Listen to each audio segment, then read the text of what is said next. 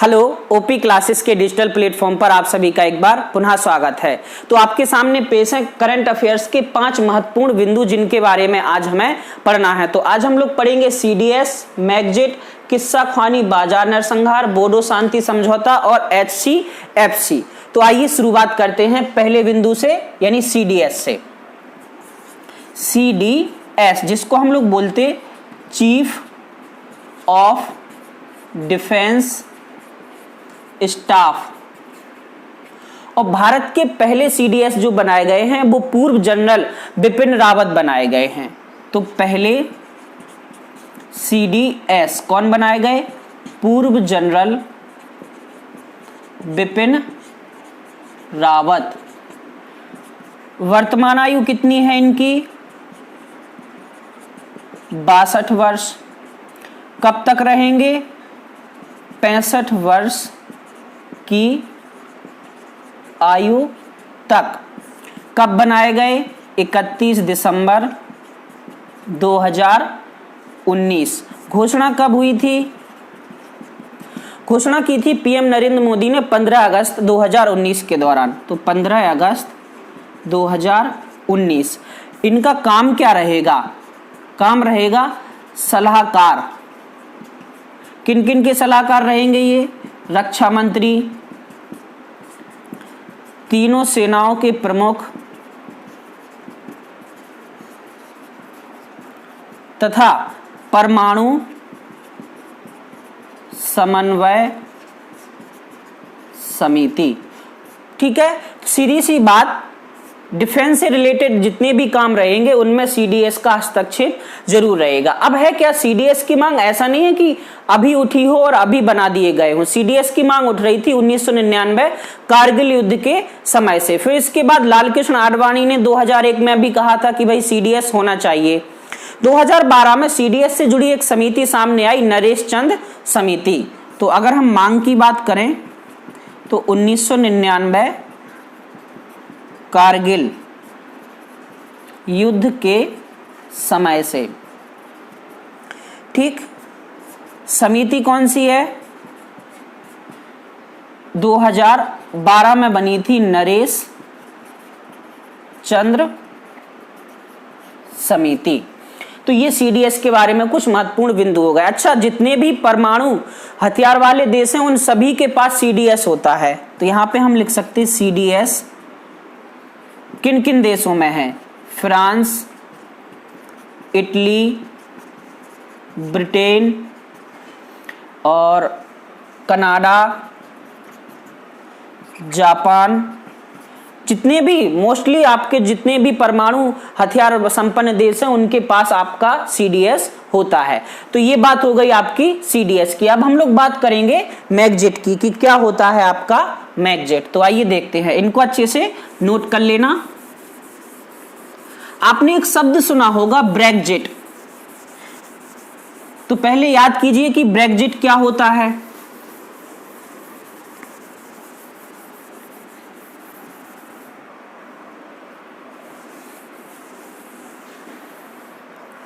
चलिए हम बताते हैं दूसरा बिंदु, मैगजिट। मैगजिट हुआ था 8 जनवरी 2020 को। चलिए क्या है, जो ब्रिटेन के शाही परिवार के प्रिंस हैं हैरी और उनकी पत्नी है मेघान, इन दोनों ने मिलकर इंस्टाग्राम पर यह बताया था कि ये शाही परिवार से अलग होने वाले हैं और इसी घटना को क्या कहा गया? मैगजिट। तो यहां पे हम लोग लिख सकते ब्रिटेन के शाही परिवार के प्रिंस हैरी तथा उनकी पत्नी मेघान ने शाही परिवार से अलग होने की घोषणा की और यही घोषणा क्या कहलाई? मैगजिट। ठीक है, और ये घोषणा इन्होंने कहां की थी? तो इंस्टाग्राम पर। अब है क्या, इस घोषणा के बाद क्या हुआ, जो शाही परिवार की महारानी है उन्होंने एक शिखर का यानी बैठक का आयोजन किया गया, जिस बैठक को हमने सौंदर्यधम नाम दिया गया। तो इसी के तहत ब्रिटेन की रानी ने 13 जनवरी 2020 को सौंदर्यधम शिखर, ये एक बैठक हुई थी और इस बैठक में निश्चय लिया गया था कि अगर प्रिंस हैरी और उनकी पत्नी मेघान अलग होते हैं तो उन्हें रॉयल हाइनेस जैसी उपाधियों से सम्मानित नहीं किया जाएगा। तो सौंदर्यधम शिखर का आयोजन किया। इस मैग्जिट समझौते के तहत यह हुआ कि जो प्रिंस हैरी हैं और उनकी पत्नी मेघान है वो कुछ समय तक कहां रहेंगे, उत्तरी अमेरिका में। तो प्रिंस हैरी तथा पत्नी मेघान कहां रहेंगे, उत्तरी अमेरिका में रहेंगे कुछ समय के लिए। ठीक, तो ये हो गया आपका मैग्जिट। अच्छा, हम ब्रेग्जिट की बात कह रहे थे आपसे ब्रेग्जिट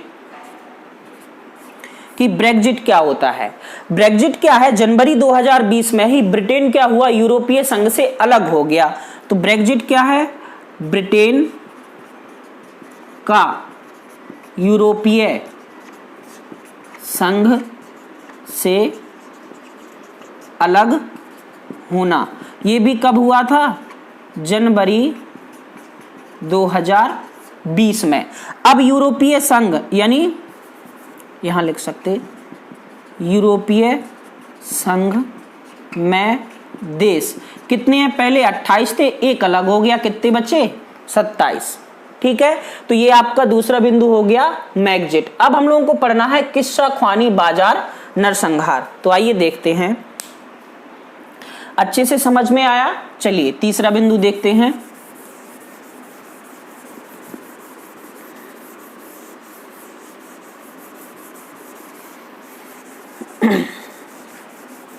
है क्या, किस्सा ख्वानी बाजार आपके पाकिस्तान के पेशावर में है। चलिए तीसरा बिंदु देखते हैं। और इस नरसंहार के 90 वर्ष पूरे हो चुके हैं। चलिए देखते हैं क्या है तीसरा, किस्सा ख्वानी बाजार नरसंहार।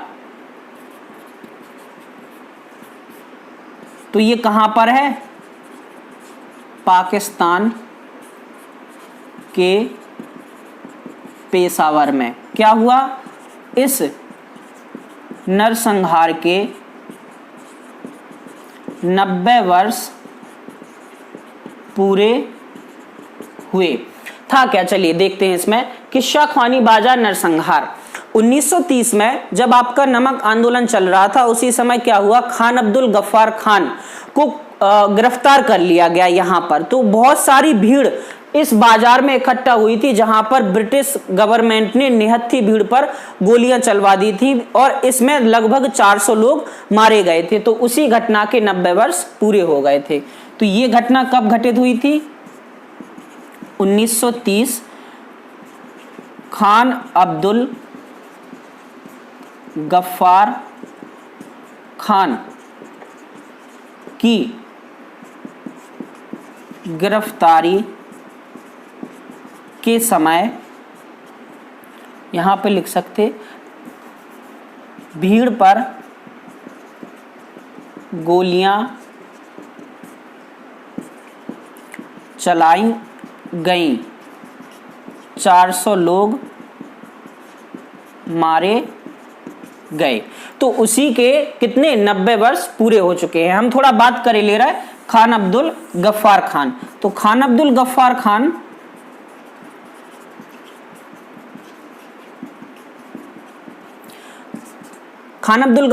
को हम लोग क्या कहते हैं, सीमांत गांधी। सीमांत गांधी, इनके एक सहयोगी थे अमीर चंद, उन्होंने कहा था, अमीर चंद बोम्बबाल ने कहा था। इनको बादशाह खान भी कहा जाता है, बादशाह खान। इसके अलावा क्या है, खान अब्दुल गफ्फार खान ने पठानी यानी पख्तून इलाके में लाल कुर्ती आंदोलन चलाया था। क्या चलाया था? लाल कुर्ती आंदोलन चलाया था। खान अब्दुल गफ्फार खान पहले विदेशी हैं जिन्हें भारत रत्न प्रदान किया गया। 1987 में इन्हें भारत रत्न दिया गया था। तो 1987 में भारत रत्न क्या है? पहले विदेशी। ठीक, तो ये बात हो गई आपकी किस्सा ख्वानी बाजार नरसंहार की। अब हम लोग बात करेंगे बोडो शांति समझौता की। तो आइए देखते हैं, बहुत अच्छे से देखते जाना है, इनको नोट भी करना है आप लोगों को, बहुत इंपॉर्टेंट है ये, यहीं से आपके क्वेश्चन पूछे जाएंगे।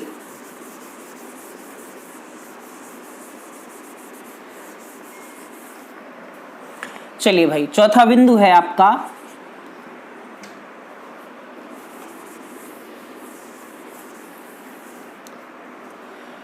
बोडो शांति समझौता। ठीक है, ये कब हुआ? 27 जनवरी 2020।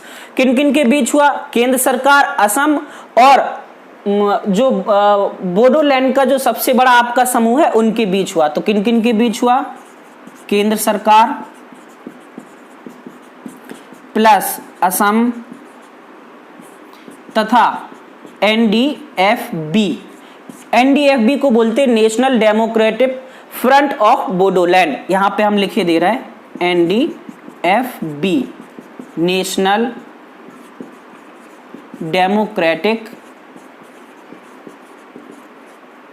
Front of Bodoland. तो बोडो शांति समझौता जो है 27 जनवरी को जो हुआ वो तीसरा समझौता है, तीसरा समझौता। इससे पहले कब कब हुआ? इससे पहले 1993 और 2003 और अब जाके हुआ है 2020 में। ठीक, अब बात करते हैं बोडो। बोडो क्या है? बोडो जनजाति असम की सबसे बड़ी जनजाति है।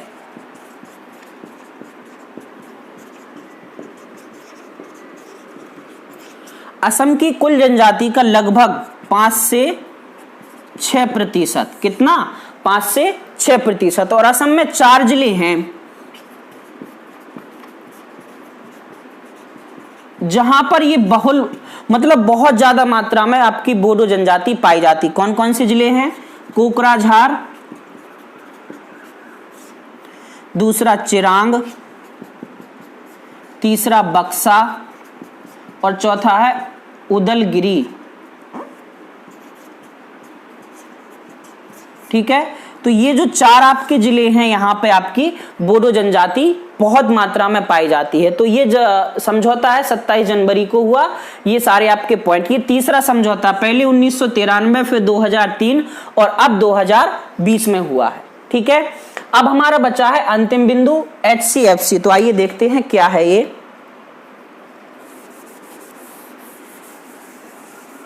HCFC को हम लोग बोलते हैं हाइड्रोक्लोरोफ्लोरोकार्बन।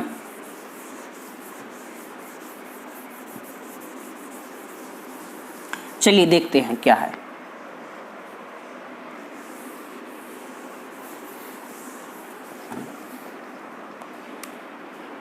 पांचवा HCFC। HCFC के उत्पादन में भारत ने यह कहा है कि अब भारत HCFC से पूर्णतः मुक्त हो गया है। तो यहां पे लिख सकते हैं भारत ने स्वयं को HCFC 141B, ये है पूरा इसका नाम, HCFC 141B से पूर्णतः मुक्त बताया। HCFC इसको क्या बोलते हैं? हाइड्रो क्लोरो फ्लोरो कार्बन। ये क्या है? दूसरा सबसे बड़ा ओजोन क्षयकारी पदार्थ। क्या है? दूसरा सबसे ज्यादा ओजोन क्षयकारी पदार्थ। पहला क्या है? पहला आपने पढ़ा होगा CFC क्लोरोफ्लोरो कार्बन। अच्छा, HCFC का प्रयोग कहां किया जाता? फोम उत्पादन में। कहां किया जाता? फोम उत्पादन में। अच्छा, एक चीज और लिखे दे रहा है, ओजोन संरक्षण से संबंधित है। ओजोन परत संरक्षण से क्या संबंधित है? तो यहां पे हम लोग लिख सकते हैं मॉन्ट्रियल प्रोटोकॉल। तो कभी कभी प्रश्न आ जाता है मॉन्ट्रियल प्रोटोकॉल का संबंध कैसे है? तो आपका ओजोन परत के संरक्षण से। तो ये हो गए आज के हमारे 5 महत्वपूर्ण बिंदु। तो आज के लिए इतना ही।